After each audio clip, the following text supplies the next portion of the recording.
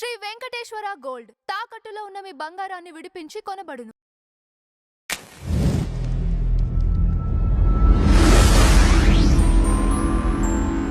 Madam నమస్కారం. నమస్తే అండి.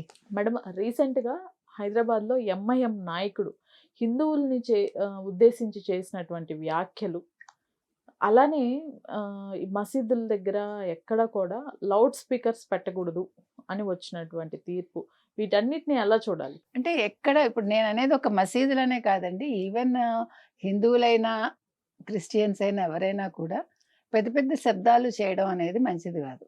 ఎందుకంటే లౌడ్ స్పీకర్స్ అనేవి మనకి చాలా అంటే మనకు తెలీదు మన శరీరం మీద ఎంత ప్రభావం చూపిస్తాయో. దానివల్ల వచ్చే నష్టాలేంటని తర్వాత చెప్తాను. అయితే మీరన్నట్టుగా ఎంఐఎం నాయకుడు మాట్లాడిన మాటలు మీరొకసారి వీడియో మాత్రం ప్లే చేయండి ముందు. ఎందుకు చెప్తున్నానంటే తరిమి తరిమి కొడతాము వాళ్ళని, ప్రతి గల్లీలో తిప్పి మరీ కొడతాము అంటే చంపుతారా? కొడతారా? ఇంతకుముందు కూడా మాకొక 10 నిమిషాలు టైం ఇస్తే చాలు మేము చూపిస్తామని అన్నారు కదా! అంటే హిందువులనే వాళ్ళు లేకుండా చేస్తామని. అంటే ఏంటి అసల? అంటే అసల దేశం విభజించబడినప్పుడు ఇక్కడ ఉండేవాళ్ళని ఉండమని చెప్పింది గాంధీ దేనికి చెప్పాడు ఆయన?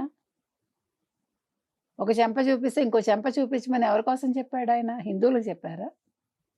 ఇవన్నీ ఆలోచించాల్సిన అంశాలండి. ఎందుకంటే ఇక్కడ మీరు గాంధీని మీరేమన్నా అంటున్నారని గాంధీని అంటల్లా, తీసుకున్న నిర్ణయాలని గురించి మనం మాట్లాడుతున్నాం. ఇక్కడ క్యాస్ట్లు, క్రీడ్లు ఇవన్నీ తీసుకురావద్దు. అది కూడా చెప్తున్నాం. ఎందుకంటే భారతదేశం విడిపోయాక ఇక్కడ ఉన్నవాళ్ళు ఏ బేస్ మీద ఉన్నారు? వాళ్ళకి ప్రత్యేక చట్టం ఉండడం ఏంటి? కామన్ సివిల్ కోడ్ లేకపోవటం ఏంటి? ఇవన్నీ చర్చించాల్సిన అంశాలు. ఇప్పుడు బీజేపీ వచ్చాక కదా కొంచెం ఈ రకంగా ఉంది. ఇప్పటికీ కాంగ్రెస్ ఓపెన్గా ముస్లిమ్స్ని సపోర్ట్ చేస్తుంది. ఓపెన్గా స్టాలిన్ లాంటి వాళ్ళు తిరుపుర కొండల్లో దీపం వెలిగించడానికి వీల్లేదని చెప్పాడు. అంటే ఏంటి మీకు ముస్లిం ఓట్సా మీకు? బెంగాలీ వాళ్ళు తీసుకోండి. అంటే ఎక్కడికి వెళ్తున్నారు మీరందరూ? ఇక్కడ పుట్టి పెరిగి మీరు ఎవరినో సపోర్ట్ చేస్తారేంటి? మనకు అర్థం కాదు. నిన్న ప్రియాంక గాంధీ మీరు చూసారా? బయటకు వచ్చాక ఆవిడ వేసుకున్న బ్యాగు పాలస్తీనా అని ఉంది దాని మీద కమెంట్స్ వచ్చాయి. వందే మాత్రాన్ని వీళ్ళు వ్యతిరేకిస్తారు, వందే మాత్రం ఉచ్చరించరు, వీళ్ళు పాడరు. వందే మాత్రాన్ని నిషేధించాలి అని కూడా మాట్లాడారు కదా. మాట్లాడారు. ఎందుకు నిషేధించాలి?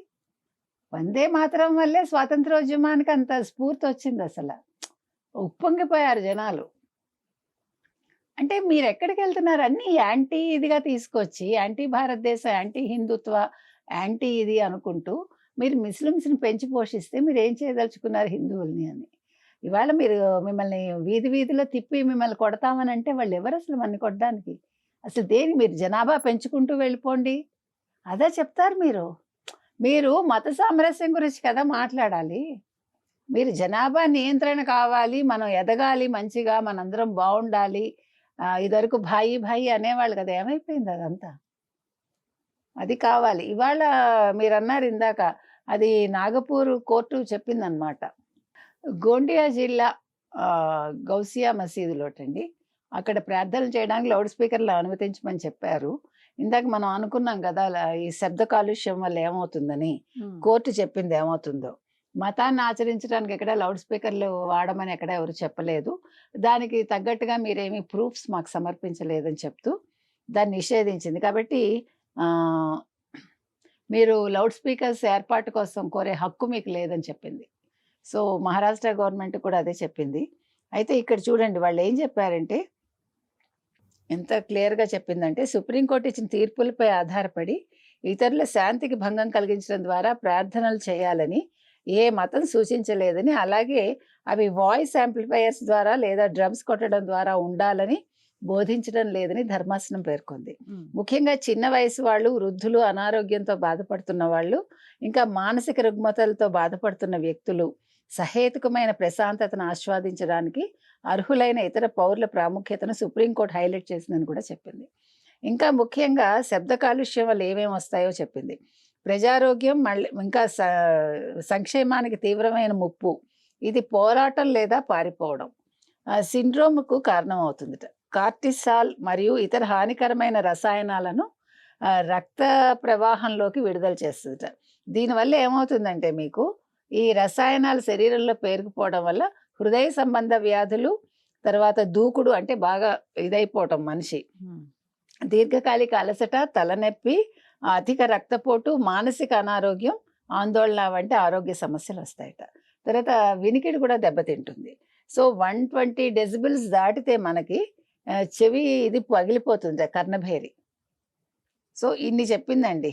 నాగపూర్లోని సివిల్ లైన్స్లోని ఈవెంట్ హాళ్లలో జరుపుకునే విధులు మరియు ఇతర ఉత్సవాల్లో శబ్ద కాలుష్య నియమాలు ఉల్లంఘిస్తున్నారని కోర్టు పేర్కొంది. సో ఇన్ని ఉన్నాయి మనకి. అంటే ఇది అందరికీ వర్తిస్తుంది. ఇది ఇర్రెస్పెక్టివ్ ఆఫ్ రిలిజియన్ అన్నమాట. ప్రతి ఒక్కరికి. ఎందుకంటే మనందరం కూడా ఈ శబ్ద కాలుష్యం బారిన పడుతున్నామండి.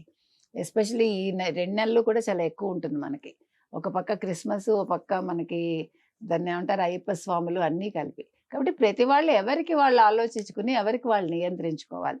తర్వాత ఎంఐఎం చెప్పిన దాని మీద, ఇలాంటి వాటి మీద కేసులు ఎందుకు రాష్ట్ర ప్రభుత్వాలు ఫైల్ చేయట్లేదు, అది ముఖ్యంగా. అది కాంగ్రెస్ అయినా సరే, ఇంకే పార్టీ అయినా సరే. కాంగ్రెస్ కాబట్టి మేము ఎంఐఎం జోలికి వెళ్ళము అని అనటానికి వీల్లేదు. ఖచ్చితంగా వాళ్ళు కేసు నమోదు చేయాలి. మరి ఎందుకు చేయట్లేదు, ఎవరు దీని మీద కోర్టుకు వెళ్ళలేదా అనేది తేలాలి. Right ma'am. Thank you. Thank you.